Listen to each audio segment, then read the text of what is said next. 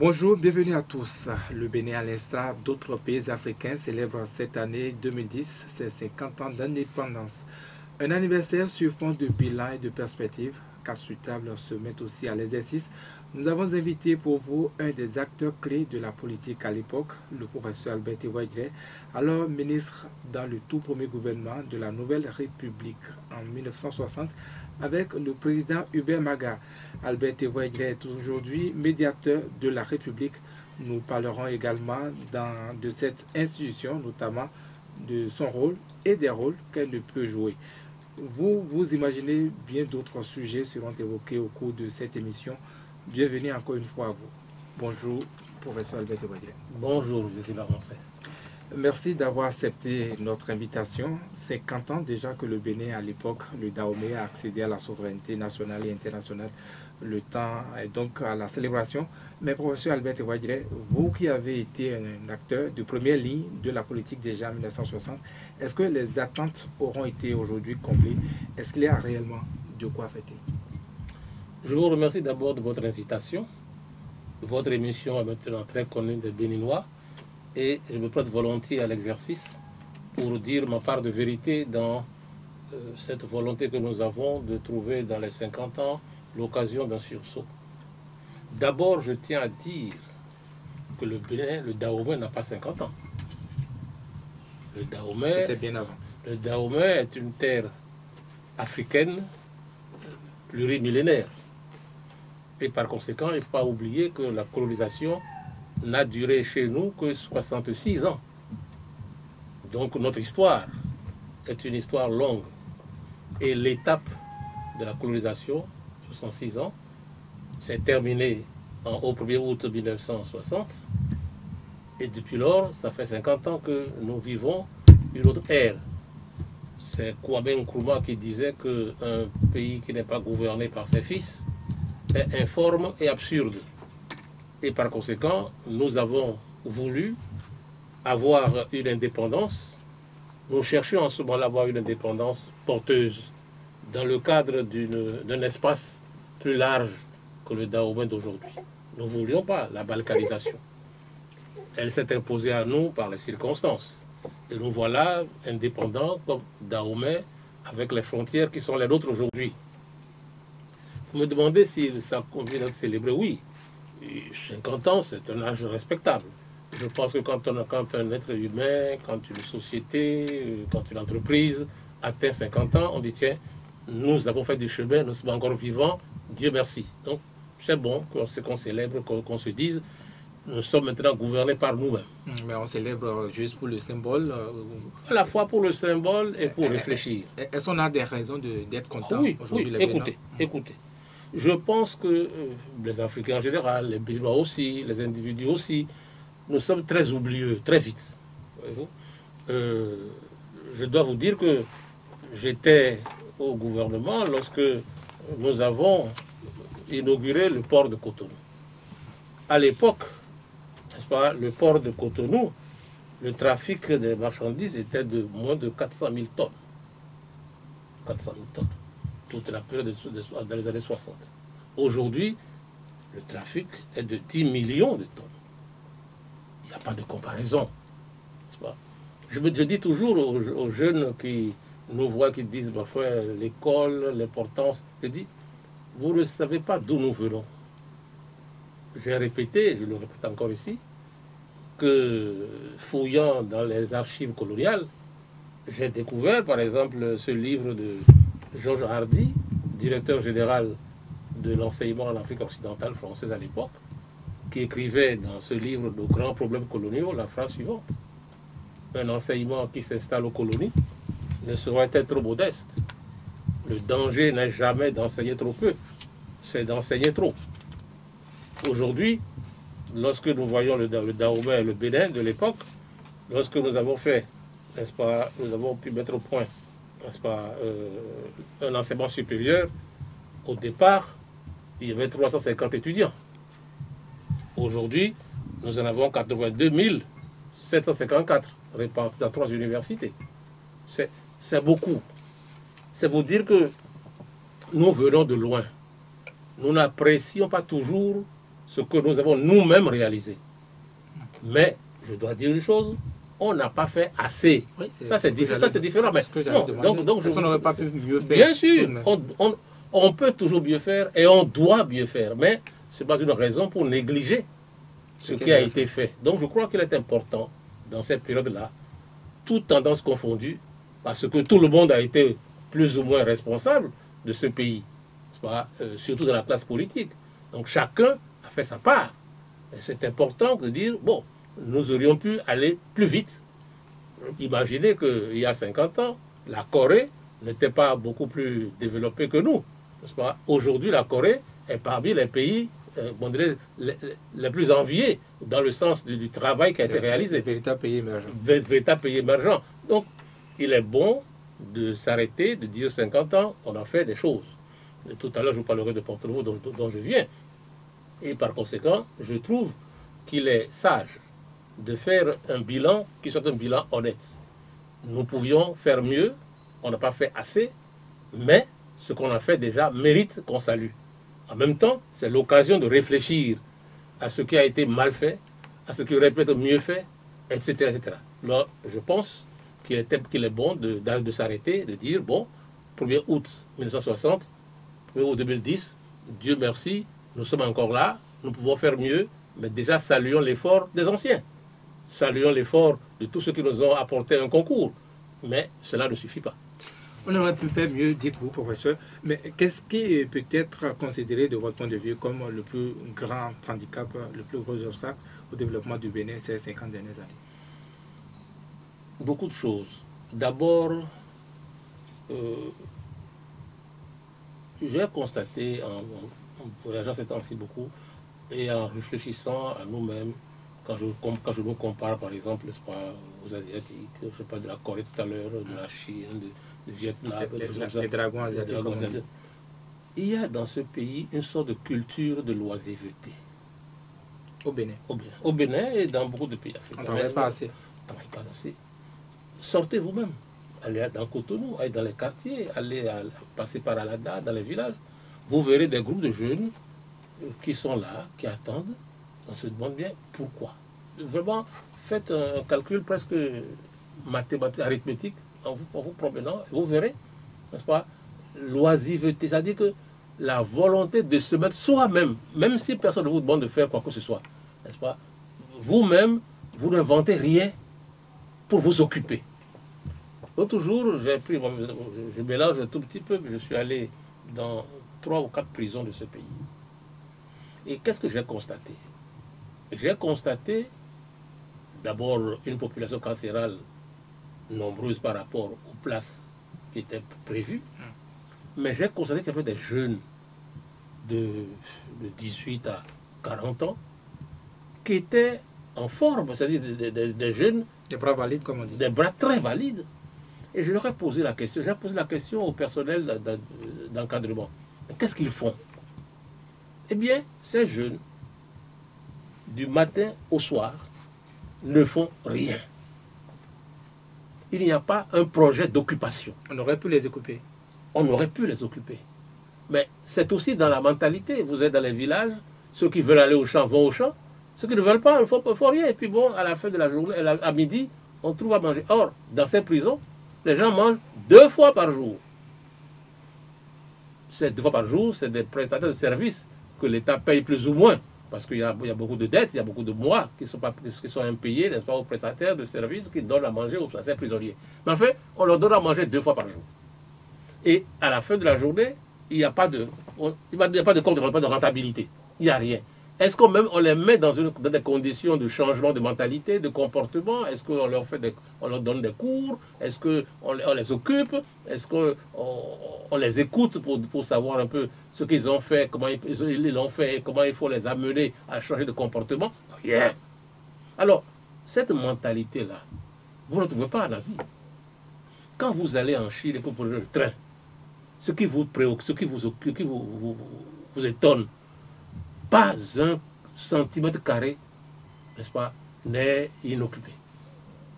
C'est-à-dire, tout est labouré. Tout est labouré, tout est occupé, tout est pris en charge par la population, par les gens. Alors je trouve Bien sûr, chez nous, il y a des gens qui travaillent le matin, mais il y a une majorité qui a cette culture d'oisiveté qui m'effraie. Ça, c'est une première chose.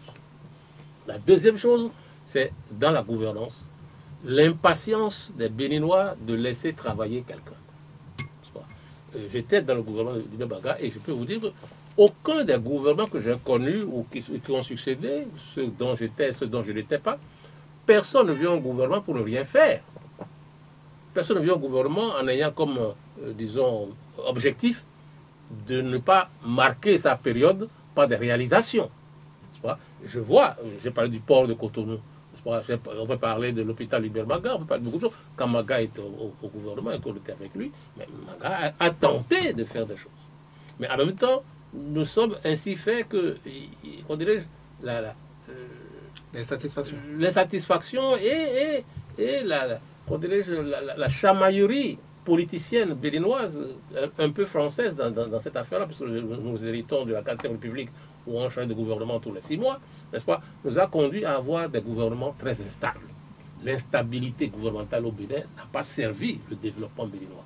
Il y a eu, on nous a parlé d'enfants malades de l'Afrique, on a parlé de coup d'État, tout ça, mais tout ça n'a pas servi, n'est-ce pas, le Dahomey. Plus tard, nous avons eu d'autres tentatives, mais le portrait du Béninois qui doit se mettre au travail est encore à réaliser. Vous avez parlé de 50 ans, nous allons ici avoir prochainement, dans quelques jours, ce sera les fêtes, mais j'ai dit au président de la République, qui a bien voulu m'écouter, que je ne suis pas satisfait de la forme festive des indépendances africaines. Ici et là, on va, les drapeaux, les défilés, c'est pas du folklore, bon, on se limite à ça, n'est-ce pas, au feu d'artifice. Je crois qu'il est important de profiter de cette affaire pour avoir un espace d'apprentissage de soi-même avec les autres et de sursaut qui nous permettent d'aller beaucoup plus loin et de voir ce qu'il nous faut. Alors nous avons dit, on a réussi à trouver la forme pour qu'en novembre prochain, en dehors des fêtes, nous puissions avoir ici au Bénin, n'est-ce pas, un rassemblement de cerveau et de volonté pour dire ceci, l'audace, unique défi pour une Afrique nouvelle. Nous n'avons pas le colloque annoncé. Oui, en dehors, c'est le symposium international qui aura lieu en novembre, n'est-ce pas, et qui sera l'occasion pour des Africains, pour des Asiatiques, pour des Américains, pour des Européens de venir au Dahomey, de venir au Bénin, et là, dire ensemble, il faut que nous ayons la culture de l'audace, la culture de travail audacieux, et d'apprendre des autres comment, en 50 ans, on peut devenir la Corée d'aujourd'hui.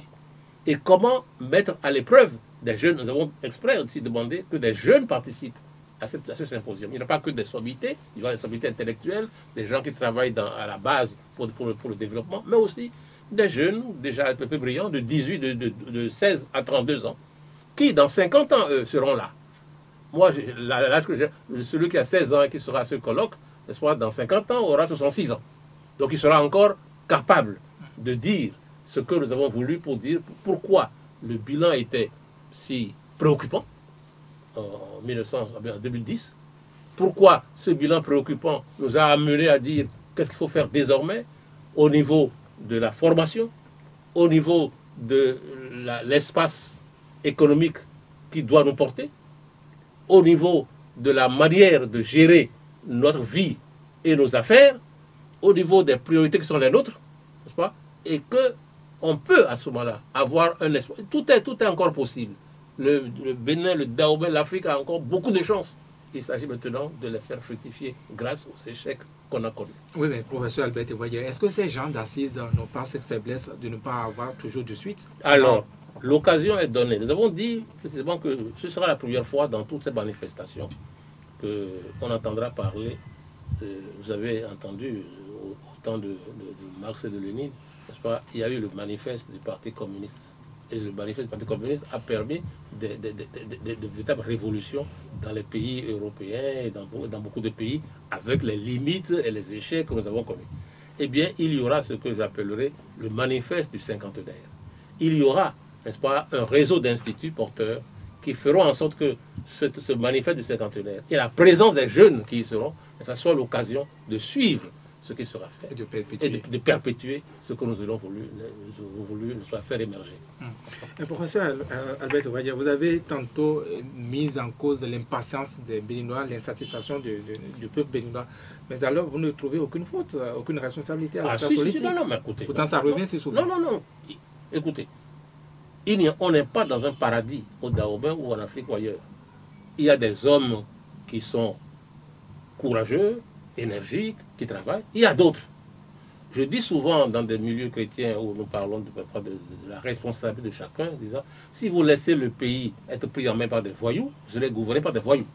Donc il faut à tout prix que par rapport à la gouvernance, on ait des hommes de qualité qui soient ceux sur qui le choix des populations porte.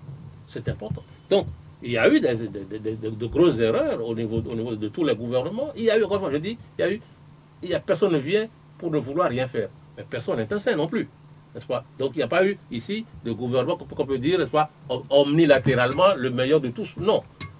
Mais ça ne veut pas dire. Vous savez, les gouvernements sont faits de qui? Ils sont faits de nous autres, de chacun de nous. Pas? Si vous voulez changer la ville de Dahomey, la ville du Bénin, changez vous-même. C'est important. Vous savez, je donne souvent quelques exemples de comportements qui ne facilitent pas le développement.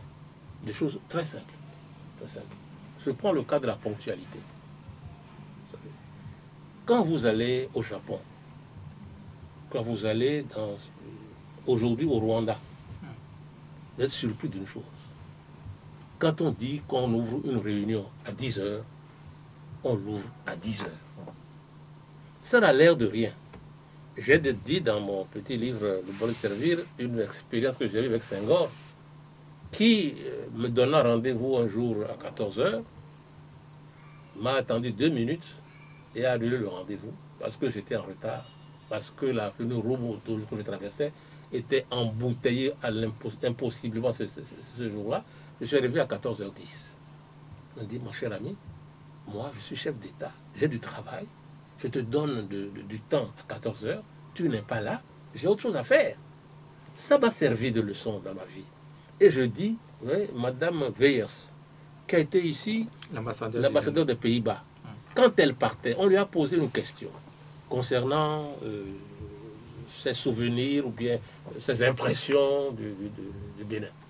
Elle a dit, j'étais très bien reçu, je suis content d'avoir travaillé dans ce pays. Bon, un petit problème que j'ai eu, c'est la question de la ponctualité. Elle a ajouté, on a du mal à avoir confiance en quelqu'un qui n'est pas ponctuel. Cette phrase est lourde. Parce que, imaginez que vous alliez à la banque et que vous empruntiez de l'argent à la banque, que vous signiez un contrat, n'est-ce pas, et que vous disiez que chaque mois, vous paierez 100 000 francs, 200 000 francs, 500 000 francs pour éteindre votre dette. Et que le banquier, le premier mois, vous êtes à jour au 30 avril, le deuxième mois, vous êtes à jour, et le troisième mois, vous venez, n'est-ce pas, en retard, etc. Mais au bout de quelque temps, le banquier ne vous prêtera plus d'argent. Et il en est de même des rapports que nous faisons pour les projets que nous confie. Ces projets doivent avoir des comptes rendus réguliers. Vous ne les faites pas, n'est-ce pas? Vous n'êtes pas régulier dans les comptes rendus. Comment voulez-vous vous développer si vous n'êtes pas organisé? La ponctualité, ce n'est pas un peu un mot, c'est l'organisation. Il n'y a pas de développement sans organisation de la société. Eh bien, les gouvernements, les parlements, les conseils, les structures de l'État ou du privé qui ne sont pas organisées, périclitent. Il est important que nous sachions ça et que nous apprenions qu'il faut que chaque jour, de plus en plus, nous organisions le comportement. L'étudiant, l'élève qui ne s'organise pas ne réussira jamais à ses examens. N'est-ce pas? Le chef d'entreprise qui n'est pas organisé, qui n'a pas sa comptabilité en ordre, où va-t-il? Le gouvernement qui n'a pas organisé, le Parlement qui ne gère pas la législation d'un pays de manière organisée, le député qui refuse d'aller au Parlement alors qu'il est élu pour y aller, tout ça veut dire non-ponctualité. Et tout ça, nous avons connu ça dans tous nos parlements, dans tous nos gouvernements, dans toutes nos entreprises. C'est une faute grave pour le développement de ce pays. L'autre observation, vous allez nous dire si c'est juste ou pas, c'est que les Béninois appelés aux affaires ne vont pas toujours aux affaires pour les intérêts du pays, mais privilégient plutôt leurs propres intérêts. Il y en a peut-être. Pour la plupart, oui. Non, non, non. Je crois que des tentations viennent, évidemment.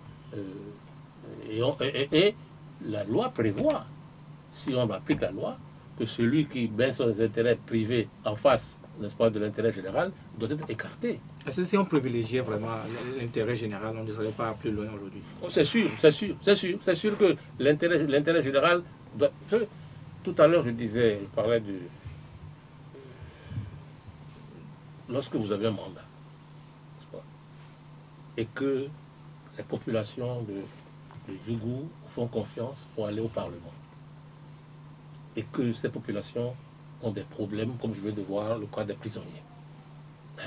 J'aurais souhaité que des propositions de loi permettent de résoudre, n'est-ce pas, la condition carcérale, la condition des femmes, la condition des jeunes au travail, n'est-ce pas? Bon, mais quand vous avez des circonstances où, encore une fois, la ponctualité, l'organisation, le sens de l'intérêt général et du travail bien fait n'est pas là, il y a problème. Si vous voulez changer l'avenir, changeons nous-mêmes. Eh bien, et selon vous, d'où viendra la solution? Puisqu'on ne va pas seulement à l'heure du bilan en parler, faire cette dissertation, d'où viendra concrètement la solution? De chacun de nous. Et c'est pourquoi je trouve que le moment est venu pour que nous disions ces choses-là un peu ensemble. Vous savez, nous avons connu ici des occasions où le pays a été secoué et où on s'est dit, ben, qu'est-ce qu'il faut faire? Il faut se retrouver, se dire là, nous sommes en régime démocratique. Je vous remercie, vous de la presse. Je vous remercie de dénoncer, de dire des choses parfois inexactes qu'il faut rectifier, des questions sur lesquelles il faut se pencher pour dire non, la réponse n'est pas celle-là, n'est-ce pas? Donc, et puis surtout, que nous ayons le sens, on dirait-je, en effet, du bien commun. Aujourd'hui, le mal commun, c'est s'enrichir très vite. L'enrichissement illicite. Pas seulement illicite, c'est s'enrichir très vite, n'est-ce pas? Donc, je suis très, très, très surpris, n'est-ce pas, de voir que dans certaines circonstances, je vous donne un exemple qui nous arrive à tous, n'est-ce pas? Mon enfant va aller à l'examen, on va aller à un concours, n'est-ce pas? Il faut l'aider. Il faut l'aider comment? Non, il faut l'aider, il faut faire le jeu. Mais quel jeu? Moi, quand j'allais au CEP, quand j'allais aux examens, quand je suis allé au brevet élémentaire, on m'a fait travailler. J'ai appris mes leçons, j'ai su faire mes calculs, je suis allé à l'examen et, ma foi, ça m'a réussi parce que j'ai été préparé à cela. Mais lorsque vous allez, parce que votre oncle, votre tante, un ami, quelqu'un qui a eu de l'argent, n'est-ce pas, pousser pour que vous puissiez gagner le concours, parce que c'est ainsi, vous allez en faire quoi? C'est grave qu'on forme un professeur, un médecin, un ingénieur à coup de billets de banque parce qu'on a donné de l'argent, on a corrompu quelqu'un. Eh bien, c'est grave. Donc aujourd'hui, j'estime véritablement que l'important, c'est de s'appesantir sur la formation des jeunes et de donner à chacun, n'est-ce pas, la nécessité de se voir comme étant un agent du développement collectif. Vous allez dire un mot de Porto Novo, la capitale qui d'ailleurs accueille les festivités nationales de ce cinquantenaire. Les infrastructures prévues dans ce cadre sont à quelques jours de l'événement toujours en chantier. Est-ce que cet état de choses n'est pas l'expression même du sort, du triste sort, j'allais dire, qui aura été réservé à cette ville dite capitale à 50 ans de souveraineté nationale et internationale et peut-être bien plus encore? C'est une mauvaise lecture. Parce que je me souviens encore que lorsque j'étais au gouvernement du président Mathieu Kérékou, le gouvernement auquel j'ai contribué, il y avait un département de la réhabilitation de la ville de Porto Novo, déjà, en ce moment-là. En effet, Porto Novo a connu un sort malheureux, n'est-ce pas? Ce déplacement de capitale, ces problèmes politico-ethniques, etc., qui ont conduit Bamaga dans une colère profonde, n'est-ce pas, à trouver, disons, refuge plus clément à Cotonou, n'est-ce pas, a beaucoup nui à Porto-Novo. C'est vrai. Mais ça, on a voulu le réparer. Et c'est le président Aroubandégué, je me souviens très bien, n'est-ce pas, qui, lorsque nous allions à la conférence nationale, n'est-ce pas, a insisté pour que Porto-Novo retrouve sa capitale et que l'Assemblée nationale y soit installée définitivement. Eh bien, depuis lors, les choses ont changé. Nous avons eu ce ministère ou ce grand ministère, le ministère de la primature qui l'exerçait, n'est-ce pas, et le programme de la réhabilitation existe toujours, mais aujourd'hui, non seulement ce programme a eu un impact, mais 30 milliards dégagés pour que, si le 1er août tout est fait, tant mieux, pour que Porto-Novo retrouve, n'est-ce pas, un espace de travail qui lui permet de jouer vraiment son rôle, que l'Assemblée nationale qui est située aille dans de nouveaux locaux qui seront terminés dans quelques mois, mais qui sont en train de se terminer. Le médiateur de la République, vous savez où je suis logé? Je suis logé dans l'ancienne Assemblée nationale, l'Assemblée territoriale où Aroubandégué a précisément officié. C'était délabré. Eh bien, dans un mois, ce sera réhabilité. N'est-ce pas? Beaucoup de choses auront changé. Mais il n'y a pas que le gouvernement pour changer une ville. Il y a bien sûr la municipalité, il y a chacun de nous. Chacun de nous doit être aussi, n'est-ce pas, agent de changement de la ville de Porto-Novo, n'est-ce pas, qui ne changera pas en un jour, mais que nous avons commencé à faire changer et que chacun de nous doit aider à ce que son urbanité serve à tout le pays. Car Porto-Novo n'est pas pour les Porto-Noviens, Porto-Novo est pour le pays. Porto-Novo est une capitale, peut être un carrefour où chacun doit se trouver à l'aise. Eh bien, nous avons tous besoin de cette capitale-là et chacun fera son travail. Donc, ce qui est fait aujourd'hui n'est peut-être pas totalement ce que nous attendons, mais c'est déjà pas mal que dans toutes les réhabilitations qui ont été faites dans ce pays, Porto-Novo bénéficie quand même d'une partie importante des fonds dégagés pour ce genre d'activité. Mais est-ce que l'autre défaut, l'autre mal sympa, c'est qui s'observe à Porto-Novo justement aujourd'hui avec les travaux qui traînent toujours? Pourtant, il a bientôt 2 ans que ça a terminé. Alors là écoutez, moi, j'avais eu les moyens des Pays-Bas et des gouvernements pour que le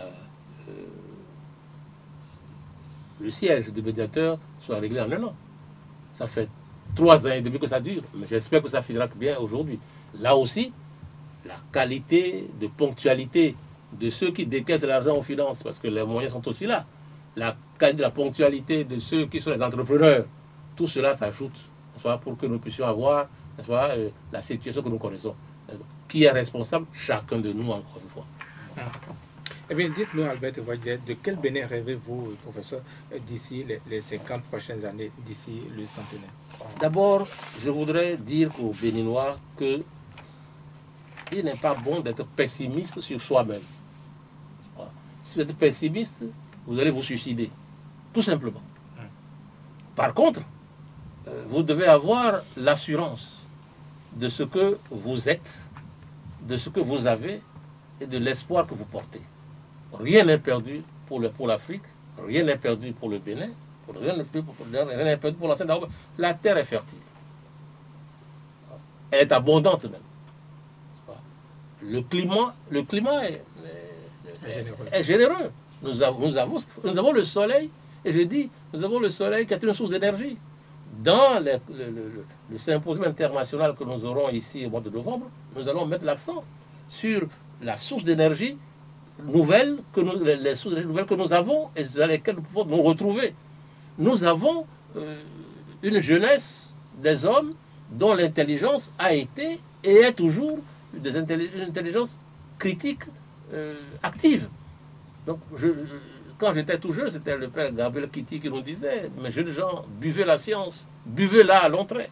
Nous avons des voisins qui demandent de nous que nous puissions les avoir comme marché captif. Écoutez, j'ai toujours dit, le Nigeria pour nous est un immense marché. Le Bénin est au carrefour de 300 millions de consommateurs, si on compte les pays de l'Interland, le Nigeria, et avec la possibilité d'utiliser la mer, un port qui doit pouvoir se développer, etc. Donc, toutes les chances sont là.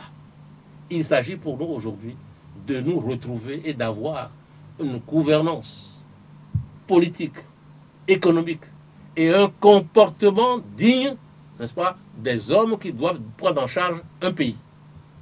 Je trouve que un certain nombre de signaux que nous donnons à nos populations, où nous voyons, n'est-ce pas, l'argent, l'argent, l'argent. Ou, écoutez, je vois par exemple, n'est-ce pas, dans tous les pays africains, n'est-ce pas, des gens qui vont acheter des appartements à New York, qui vont acheter des appartements, n'est-ce pas, à Londres, à Paris, en Californie, à des prix. Un appartement en Suisse où j'ai vécu, c'est au moins 500 millions de francs CFA. Ça veut dire $1. Ça veut dire quoi? Comment est-ce que moi j'aurais pu, n'est-ce pas, acheter cash, n'est-ce pas, un appartement de 500 millions de francs CFA? Je n'ai pas ce moyen-là, sans qu'il y ait, n'est-ce pas, apport d'hypothèque. Et est-ce que j'en ai besoin, n'est-ce pas? Alors que là, à ce moment-là, moi je travaillais là-bas, n'est-ce pas? Aujourd'hui, je suis ici. Qu'est-ce que j'ai à faire?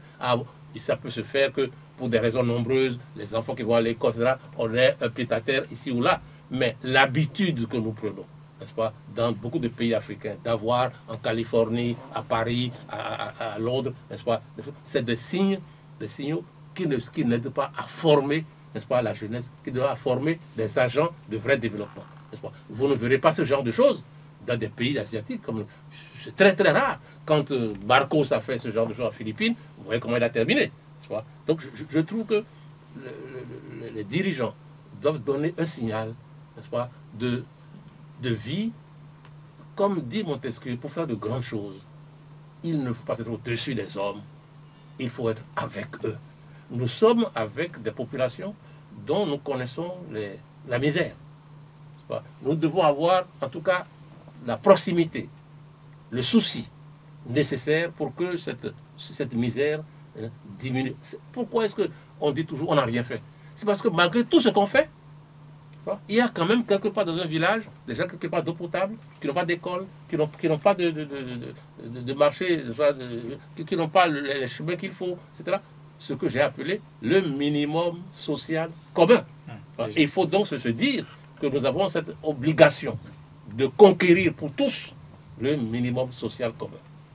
Professeur Albert Thévadjire, vous êtes désormais le médiateur de la République. Dans le cadre de l'exercice de cette fonction, les populations ont souvent espéré en vain votre intervention, votre médiation dans certaines situations de crise, les grèves, les revendications syndicales et autres. Comment ça se fait? Les tests ne vous y autorisent pas? Bon, d'abord, je dois dire que le médiateur de la République est une conquête importante pour le citoyen béninois face à l'administration. Nous venons très en retard pour bénéficier de ce service. Je prends le cas du pays que nous avons comme référence pour ce genre de choses, la France, où il y a depuis 30 ans un médiateur de la République.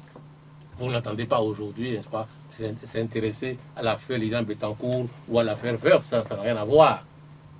Le médiateur de la République est régi par une loi qui doit s'intéresser aux litiges entre le citoyen et l'administration. Et ces litiges-là sont des litiges qui sont des droits requis, des droits codifiés, qu'on a violés ou qu'on est en train de violer. Il est exclu dans son mandat de s'intéresser, n'est-ce pas, aux différends entre le fonctionnaire et son administration. C'est les syndicats et il y a un cadre pour cela. Donc, le médiateur s'occupe des choses dans le cadre d'une loi. C'est une première chose. Deuxième chose, notre loi permet au médiateur, n'est-ce pas, de s'intéresser à des problèmes sociaux importants qui font que, par exemple, l'administration pénitentiaire, comment gère-t-elle la question des prisons? L'administration sanitaire, comment gère-t-elle la question de la gestion des hôpitaux, etc. Alors, nous avons, depuis que nous sommes arrivés, plus de 1000 cas qui nous ont été soumis, et nous avons eu un certain nombre de succès dans la manière de demander au gouvernement de revoir le cas de tête.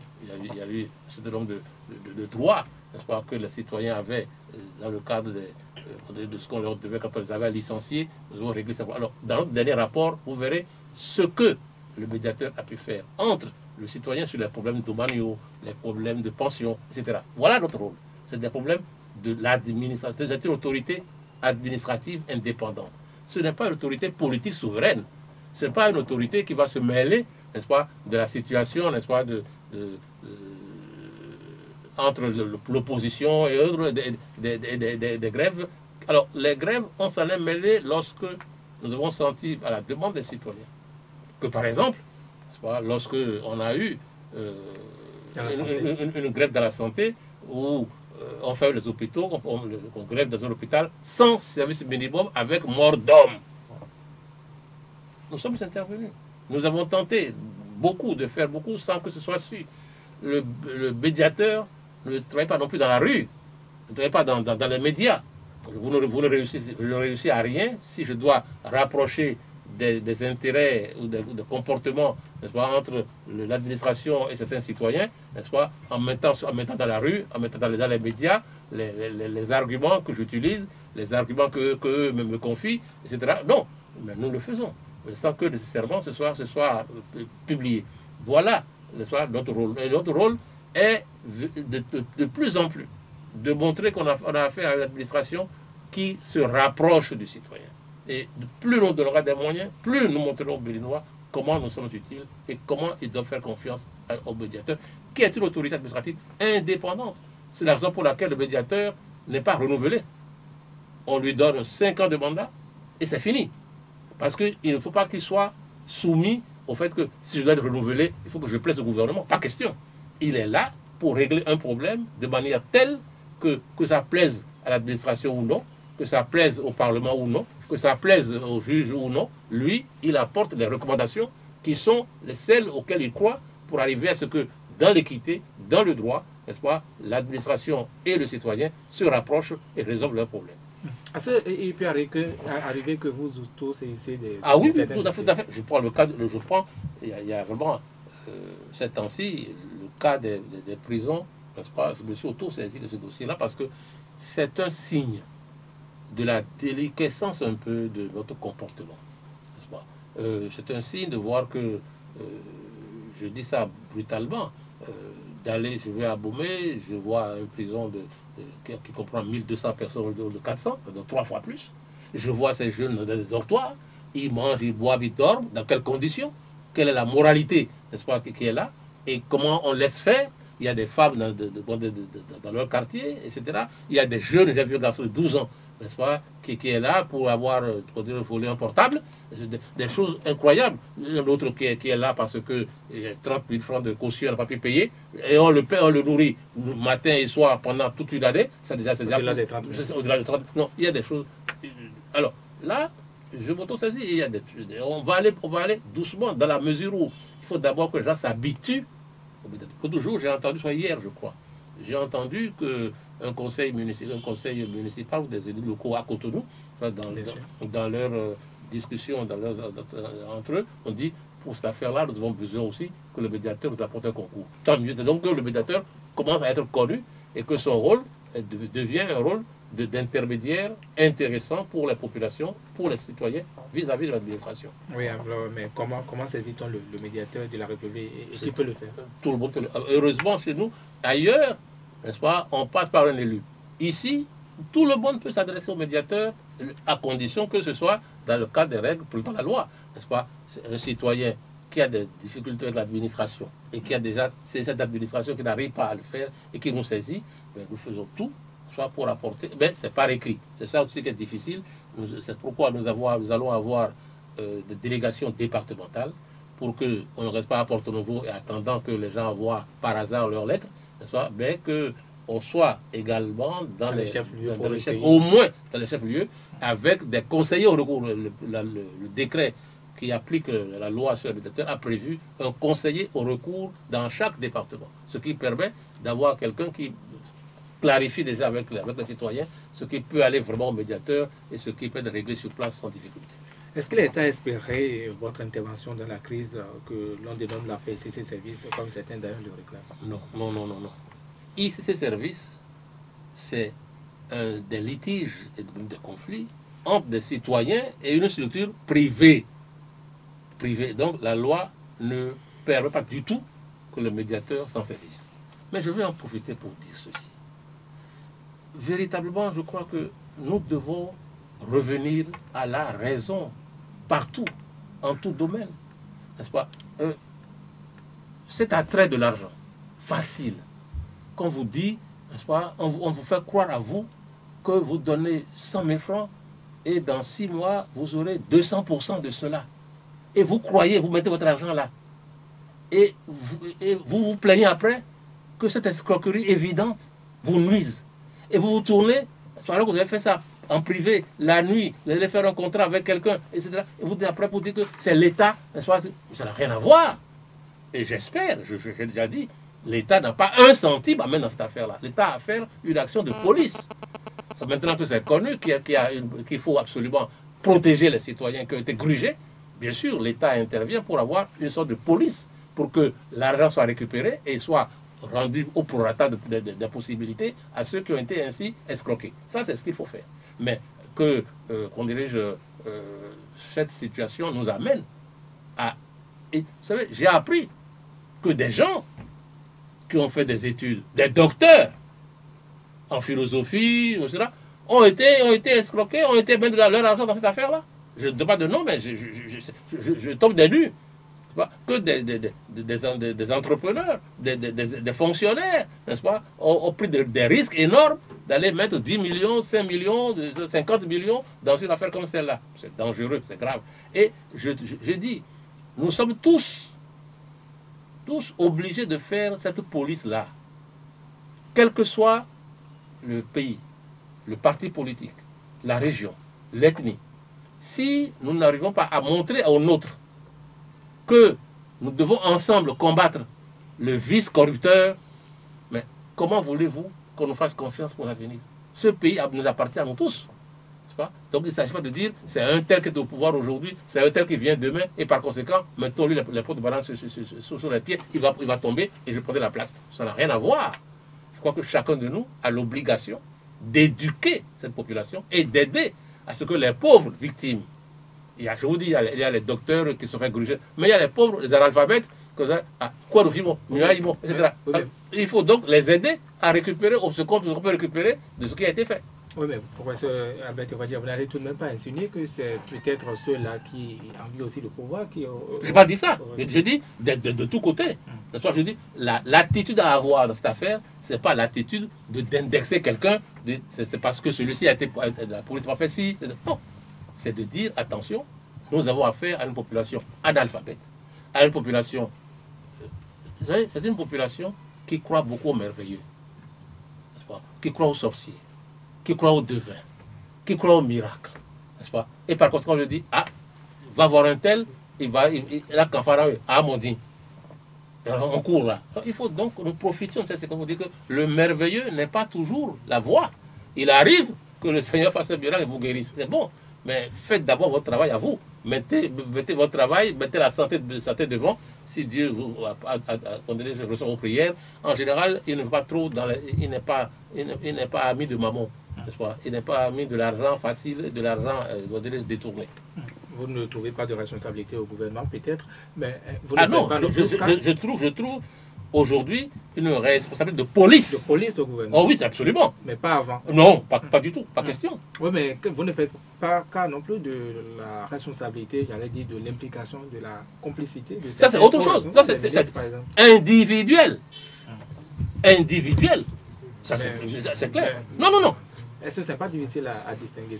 Non, c'est facile à distinguer. Dans tous les pays du monde, les hommes politiques ont aussi des problèmes personnels.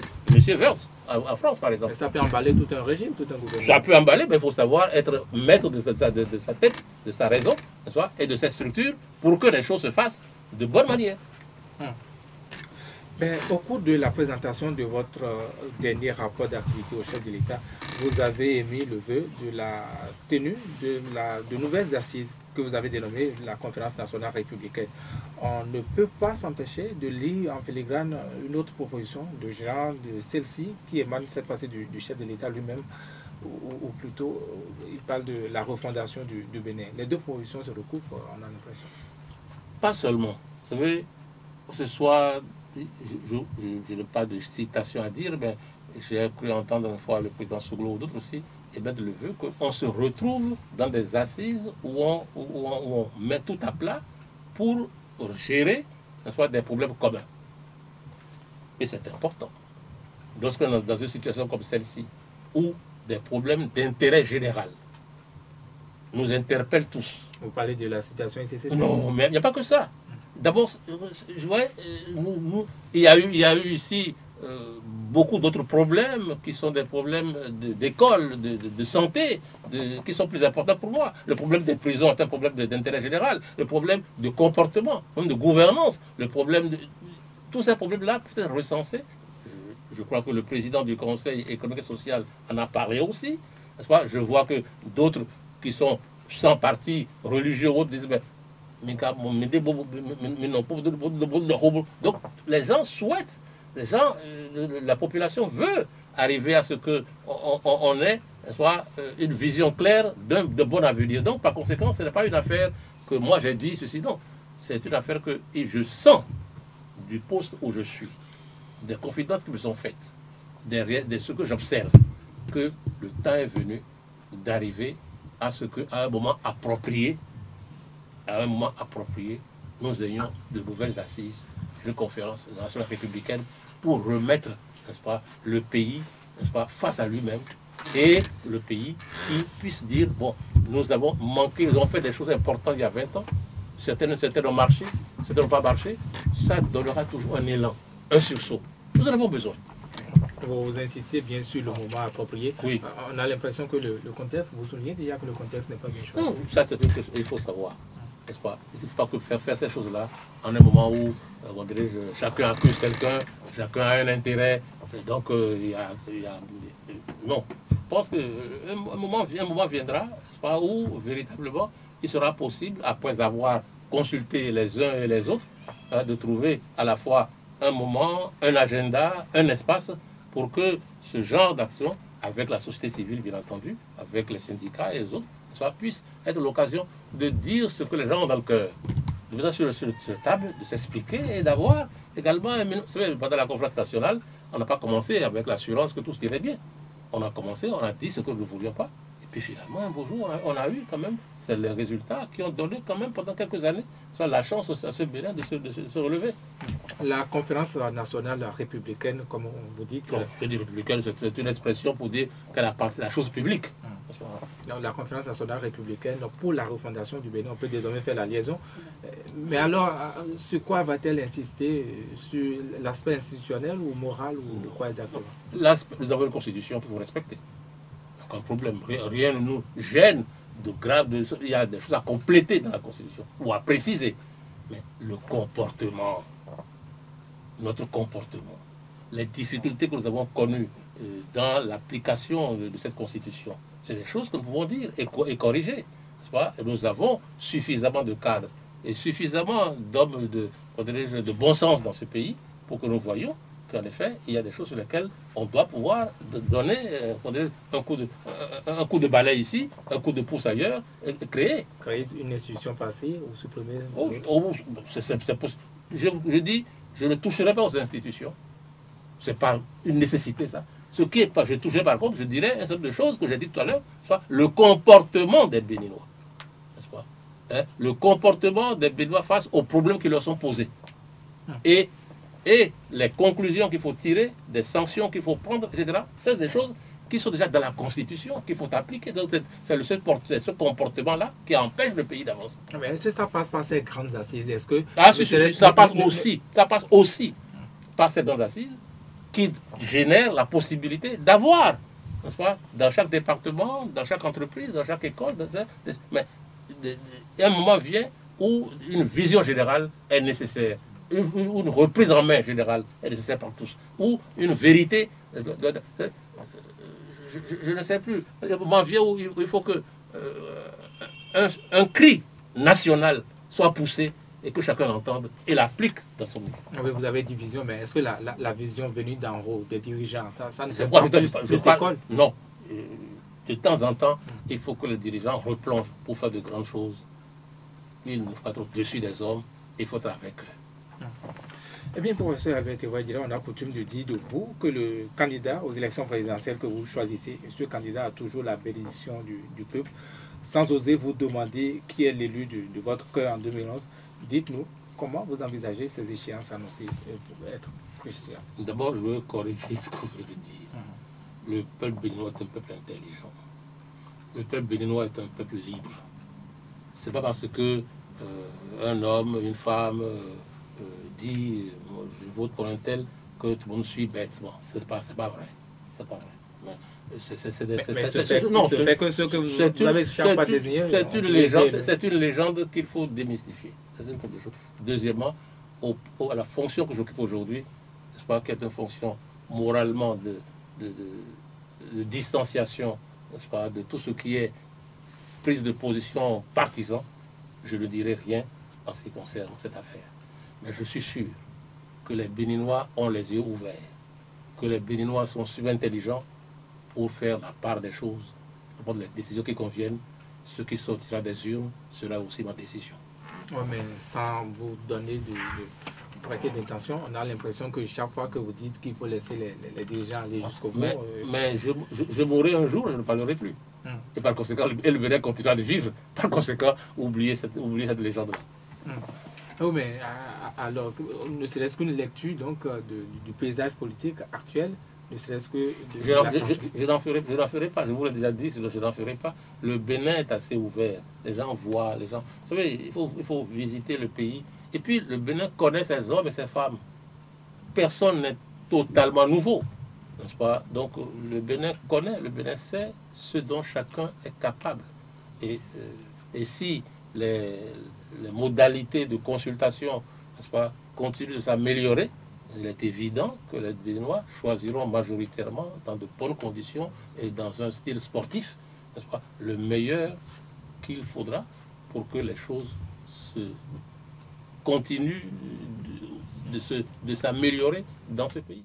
D'abord, je tiens à remercier les auditeurs qui ont eu, disons, le temps et la patience d'écouter notre entretien et nos développements. Je remercie ceux qui ont trouvé des intérêts pour des sujets d'intérêt général.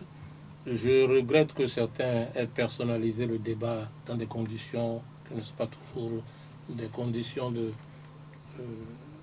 la qualité de ce genre d'émission. Je les oublie, donc je ne leur répondrai pas. Par contre, je suis content de dire que j'ai constaté que le fait que nous soyons allés dans les prisons a retenu l'attention de beaucoup de Béninois. Je rassure celui qui m'a parlé en premier en parlant de la prison de Cotonou. Je continue. On a fait cette fois-ci. J'ai oublié une chose, mais je revenais dessus. On a fait Abomey, on a fait Lokossa, on a fait Ouida. On va aller dans les prochaines semaines, n'est-ce pas, à Cotonou, à Porto Novo, à Misrete, et on continuera. Bon. Mon rôle dans cette affaire n'est pas de m'adresser aux magistrats. En tant que magistrat, je ne suis pas le ministre de la Justice. Par contre, il y a une administration pénitentiaire. Et c'est parce que l'administration pénitentiaire s'intéresse à la condition des citoyens incarcérés que je vais interpeller cette administration sur les questions que j'ai vues. Et je ne veux pas rester là à faire une visite, non. J'ai déjà dit au président de la République dans mon rapport qu'il y a là un problème majeur sur lequel le gouvernement doit se pencher. Je continuerai, ce ne sera pas secret, lorsque je ferai des propositions, nous ferons en sorte que nous soyons en harmonie avec le système judiciaire pour que les choses se passent bien. Il ne s'agit pas de créer un antagonisme entre les magistrats, les juges, le gouvernement, la médiation, pas du tout. Il s'agit d'expliquer une situation et que chacun prenne dans cette situation difficile sa part de responsabilité. Il se peut qu'il soit nécessaire d'avoir une nouvelle loi sur un certain nombre de méthodes de gestion de la question judiciaire, de l'envoi en prison, de la gestion de ceux qui sont en prison. Tout ceci doit être l'occasion de poser un problème et d'ailleurs inviter aussi les assistants sociaux, le personnel du milieu pénitentiaire, les aumôniers des prisons, tous ceux qui savent quelque chose dans ce milieu-là, pour que nous ayons à la fois la capacité de punir ce que la société doit punir, tout en donnant aussi la possibilité à cela de se redresser. Quand je dis un frère ou une sœur qui va en prison n'est pas déchu de la qualité d'humanité, n'est-ce pas? C'est une personne égarée qu'il faut redresser. Et par conséquent, nous ferons ce travail de cette façon-là. Deuxièmement, je voudrais dire, plusieurs questions ont été posées sur l'ICC. Je dis ceci. Je considère que chaque citoyen est libre d'aller dans une tontine, d'aller dans un lieu où il dépose de l'argent. Il ne dépose pas ça dans les mains du trésor public. Il a déposé dans des mains précises. Ces mains n'étant pas le trésor public, n'allez pas demander au trésor public d'entrer en matière. Que des gens fonctionnaires aient fait l'amalgame de leur personne avec cette affaire-là, même à un très haut niveau, c'est leur affaire. Ils devront en répondre au niveau de la justice. Et par conséquent, le médiateur de la République, chargé, n'est-ce pas, de gérer les situations de litige entre citoyens et l'administration, ne va pas intervenir dans une affaire qui n'est pas allée au trésor public. C'est clair. C'est toujours. Deuxièmement, si des hommes publics, eux, en tant qu'individus, ou même en leur capacité, ont fait des mélanges, il appartient à ceux qui jugent ce genre de choses de le faire. Donc, il faut considérer les affaires. Troisièmement, s'il y a des cas de dépôt d'argent dans des structures administratives et qui n'ont pas été réglés, ça, si je suis saisi, je verrai bien la nature du litige et ce qu'on peut faire pour une recommandation utile. Je voudrais également venir à ceux qui ont parlé, n'est-ce pas, quelqu'un qui appelle du cinquantenaire et de Augustin Azango, il se fait que je connais M. Augustin Azango parce que quand je devais aller dans une université après mon baccalauréat, il me fallait une bourse.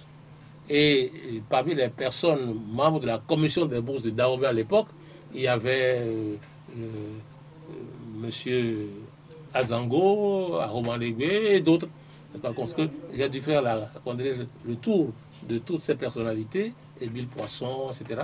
Et donc, j'ai eu la chance de rencontrer la personnalité tout à fait de haute qualité qu'était Augustin Azango, n'est-ce pas? J'ai de lui un souvenir lumineux. Bon, dans les circonstances où moi j'ai été dans les affaires, je n'ai pas eu à travailler longuement avec lui, mais je sais que des historiens sont en train de travailler sur, disons, le rapport de tout cela qui avant nous, les Munkanri et tout ça ont travaillé. Bon, chacun son rôle.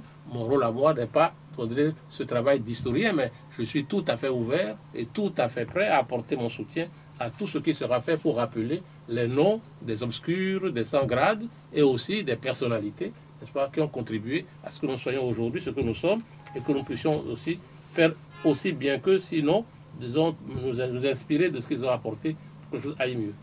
L'auditeur suggérait carrément l'érection d'une place pour les pionniers du Nord. C'est tout à fait possible. Et moi, je ne vois rien de mauvais. Et d'ailleurs, je crois que l'actuel gouvernement y a pensé. J'ai reçu une fois un courrier à ce sujet et j'ai répondu très favorablement. Bon, je suis sûr que ça se fait. Quelqu'un a parlé de choses intéressantes qu'il faut que je rectifie. C'est important. Il s'agit de 10 millions. Mais jamais. Vous savez, beaucoup de gens ne lisent pas correctement ce que nous disons, ce que nous écrivons. On n'a jamais été contre l'évacuation sanitaire de Mme Soglo. Pas du tout. On a dit, nous, à cette époque-là, que la procédure employée à l'époque, et qui ne passait pas par le ministère de la Santé, mais par le ministère de la Défense, et par, disons, le ministre de la coordination de l'époque, n'était pas la bonne. Et cette procédure-là n'était pas bonne. Je le redis aujourd'hui. Cela dit, qu'on envoie quelqu'un en soins parce qu'elle a besoin de soins, en utilisant la bonne procédure, il n'y a aucun problème. Ça, c'est un. Deux, je laisse à celui qui dit que l'avion répare 4 milliards, ou quoi, et en demande encore. Et en demande encore, et la propriété personnelle de Bourignaï. Quel ridicule. Ça n'a pas de sens.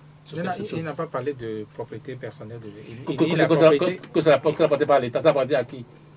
Il cite Maître le bâtonnier Jacques Minga. Qu'il voit Minga, qu'il donne ses réponses. Moi, je n'ai rien à faire là. Ce que je sais, c'est que le président allait hier avec cet avion quelque part, je ne sais pas trop où, mais ce n'est pas un problème pour moi. Pas? Ça n'a rien à voir, ne pas comparer, n'est-ce pas, une procédure d'évacuation sanitaire, n'est-ce pas, à une affaire d'équipement de l'État. Je ne vois pas pourquoi j'entrerais dans ce combat de mots inutiles. Je vois aussi une question liée à la jeunesse. Alors, je lis les deux choses. Quelqu'un m'a dit, bon, apprendre à être ponctuel comme vous. Vous savez, il y a toujours ce qu'on vous donne, il y a toujours ce que vous faites vous-même de vous. N'attendez pas que tout vienne des autres. Tout ne viendra pas. Oui, dans tous nos pays, dans tous les pays du monde, n'est-ce pas, il y aura toujours des problèmes qu'un gouvernement doit gérer, et parfois il le gère difficilement, parfois mal, parfois au mieux. Et c'est pourquoi il y a des élections, pour que les gens apprécient ce qu'un gouvernement fait. C'est une chose. Mais deuxièmement, quand je parle de culture de l'oisiveté, c'est vrai, n'est-ce pas? Quand un enfant qui a les moyens d'étudier ne le fait pas, n'est-ce pas, et que à la fin, n'est-ce pas, de ces cours, il y a un examen, donc on vient vous voir, de vous dire, de l'aider en apportant un appui, il a été dans la culture de l'oisiveté. Lorsque un fonctionnaire, il s'est levé, il est dans la culture de l'oisiveté. Lorsque vous pouvez vous-même, n'est-ce pas, imaginer, n'est-ce pas, de cultiver un champ et que vous ne le faites pas, lorsqu'on vous donne des moyens pour que vous ayez les semences qu'il faut pour que votre champ prospère, que vous ne le faites pas, vous êtes dans la culture de l'oisiveté. Il n'y a pas que cela, mais il ne faut pas mettre tout sur le dos du patron, de l'entrepreneur, du gouvernement. Il faut que chacun se regarde en disant, je dois regarder un aspect de ma vie, qu'est-ce que je fais de ma journée d'aujourd'hui, quelle décision je peux prendre, n'est-ce pas, quels soins je donne à mes enfants, etc. Quelle responsabilité j'ai. Donc, il ne faut pas, je voudrais que sorte de la tête des Béninois toujours la responsabilité de l'autre. L'autre a une responsabilité, vous avez aussi la vôtre. Il est important que nous ayons les deux responsabilités conjuguées pour que les choses changent. Je pense que non, décentraliser les ministères, ce n'est pas très réaliste. Un gouvernement on n'est pas dans un régime de confédération suisse, n'est-ce pas, où vous avez dans chaque province, n'est-ce pas, un gouvernement local. Non, je crois par contre, je crois que le professeur, il parlait plutôt du transfert des ministères. Du centre à la périphérie.